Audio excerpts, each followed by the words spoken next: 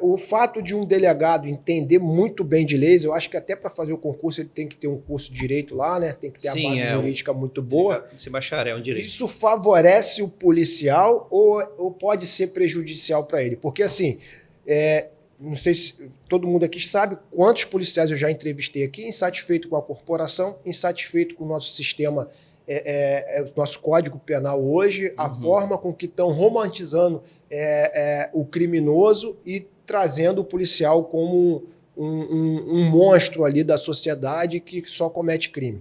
Eu quero saber qual o papel do delegado Ruchesse hoje, com todo esse entendimento de lei, se isso favorece a equipe dele, tanto para defender, ou pode ser também, assim, você pegar mais rigor no cara que é corrupto. Sim. Existe, na minha visão, o fato de você estar atualizado, de você estar sempre estudando as regras jurídicas, digamos assim, é justamente você saber a regra do jogo. Como é que você entra em campo sem saber a regra do jogo? A regra do impedimento, da falta em que você vai ser expulso, que você vai ser advertido. É preciso saber a regra do jogo. Então, o policial que desenvolve a atividade policial sem noção nenhuma da área jurídica, é como se ele estivesse entrando em campo sem saber as regras do jogo. É bem simples, se já pudéssemos, digamos, simplificar o tema. Mas é evidente que se torna algo mais complexo, porque não é só o policial que você precisa lidar com quando você trabalha a área jurídica. Você também tem o Ministério Público, que pode discordar do seu entendimento jurídico. Você tem a magistratura, o judiciário, que também pode concordar e discordar e haver aí uma terceira versão daquela interpretação. Posso interpretar de uma maneira, MP de outra, chegar no judiciário e estar interpretando de outra. Então, o grande problema no Brasil não são as regras jurídicas e nem o nível de conhecimento jurídico que um policial possa vir a ter, mas a insegurança jurídica. Hoje uma regra está valendo de uma maneira, amanhã aquela mesma regra escrita está sendo interpretada de outra, depois da manhã ela está sendo interpretada de outra maneira. E isso dá uma insegurança jurídica muito grande. Isso deixa o policial acanhado. O policial ele fica com receio, porque as pessoas podem não saber, mas a corregedoria da polícia é uma das instituições que mais atuam dentro da polícia. Sim. A Corregedoria de Polícia, ela por ano, ela adverte, suspende, demite dezenas de policiais. Isso significa o quê? Que a polícia é corrupta? Não, que o ser humano é falível. Existem aqueles que são chamados a atenção e entram nos eixos, existe aquele que não. Mas a gente tem dois grandes problemas aí nas polícias do Estado, né? Na Polícia Civil, a politização dentro da corporação, que depois lá do secretário Marcos Vinícius, ele acabou até um pouco com essa situação quando criou a Secretaria de Polícia. Isso. E dentro da Polícia Militar, o coronelismo, né? É o cara sendo punido porque falou alguma coisa, ou aquela punição demográfica, meu irmão, porque você fez isso, agora você vai trabalhar lá no interior de tal.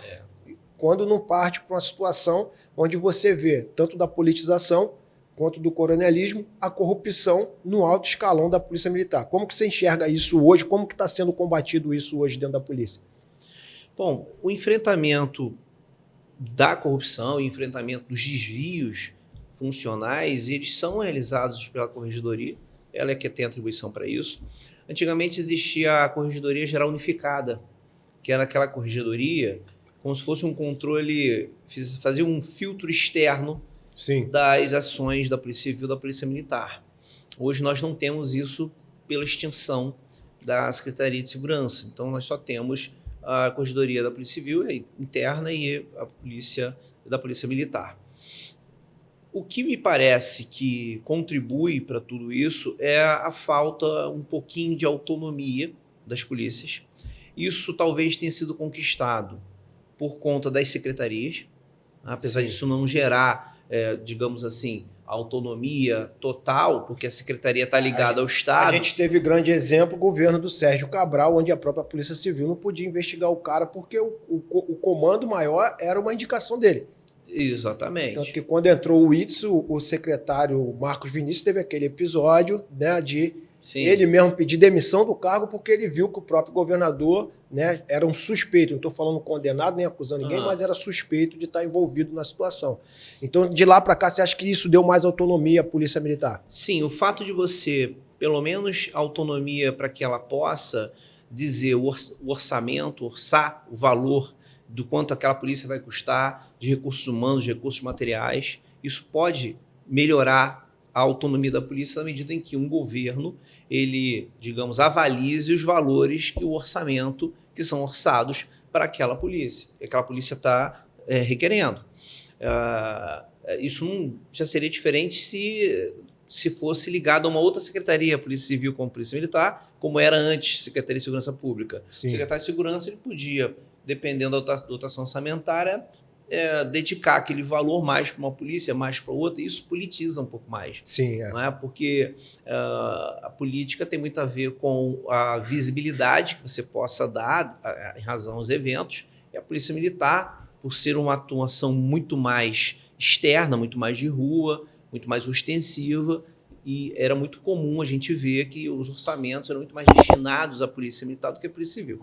Sim. Era mais difícil você angariar recursos para investir no equipamento da Polícia Civil, como na época dos Black Blocs, por exemplo, em que eu fiz parte da coordenação da investigação dos Black Blocs, em que precisavam de um software de reconhecimento facial para facilitar as investigações no meio de multidões, porque nós tínhamos vários rostos em razão de integrantes de inteligência que se infiltravam nas manifestações, filmavam. Inclusive, a Polícia da Bahia fez isso agora no Carnaval, né? Prendeu 70 e poucas pessoas só com mandado de prisão já em aberto. Então, com reconhecimento facial nos blocos. Exatamente. Então, nós temos tecnologia para poder investir nas polícias. Mas elas precisam ser adquiridas, os policiais precisam ser capacitados, e não pode ser só um grupinho de policiais. Tem que ser a equipe inteira de policiais, certo? Pelo menos as que vão, óbvio, né, vão operar esses equipamentos. Então, tivemos já notícias de equipamentos que foram, eu mesmo pedi, na época do Black Box, um determinado equipamento, o equipamento chegou, ficou em teste 30 dias e eu não fiquei sabendo o que aconteceu com o equipamento. Eu era o coordenador da investigação. E simplesmente o assunto foi abafado, sumiu. Não sei se é porque não aceitaram, não sei se é porque... Não tenho a mínima ideia do que aconteceu, ninguém me falou nada. Né? Então, isso tudo faz com que você... Mas isso cabia a quem investigar isso? Cabia... Será que não poderia ter acontecido um caso como aconteceu com os respiradores, de licitação superfaturada, desvio de verba? Na verdade, acho que eu não sei o que foi, porque, na verdade, o equipamento ele estava em fase de teste. Entendi. E eu não tomei conhecimento nem se ele foi adquirido ou não. Ele ficou 30 dias em fase de teste, porque ele fazia uma varredura nas redes sociais em, se eu não me engano, 17 idiomas, de determinadas expressões que tinham relação com manifestações, de combinação, igual acontece com as torcidas organizadas, sim, que se organizam para se encontrar em determinado local e brigarem, né, arrumar confusão, baderna. Isso acontecia na época daquelas manifestações, que esses grupos não eram manifestantes, eram, obviamente, tinham outros interesses. Existiam, inclusive, grupos políticos com interesse que essa baderna acontecesse. Existiam grupos que se fixavam em determinados locais, que eram remunerados por determinados grupos políticos para que eles ficassem ali. Você via as quentinhas chegando para as pessoas ficarem acampadas. E aí você começava a levantar, né? Quem é que está dando essas quentinhas aí? Quem está financiando isso? Exatamente. Então, isso não ficava, não passava despercebido. E quando se espetava... Advogado pro bono para bandido. Advogado pro bono. E quando você espetava esse tipo de... as pessoas que estavam envolvidas, aí vinham para o púlpito da Alerj falar mal, inclusive ataques pessoais. Eu recebi ataques pessoais por fazer esse tipo de investigação, por incluir essas hipóteses nas investigações.